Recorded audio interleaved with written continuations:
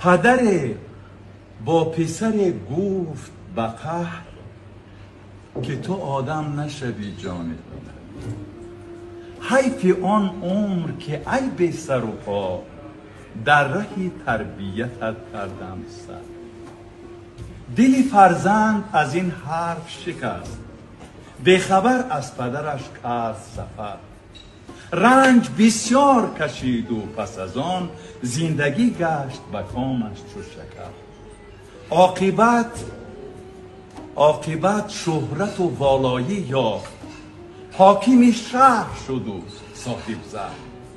چند روز بگذشت و پس از آن امر فرمود به احضار پدر.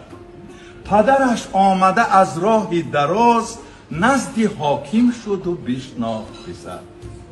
پسر از غایت خودخواهی و کبر نظر افکند به سراپای پدر. گفتی که تو آدم نشوی، تو کنون حشمت و جاه هم بنگر. پیر خندید و سرش داد تکان، گفت این نکته برون شد از در. من نگفتم که تو حاکم نشوی، گفتم آدم نشوی. براو.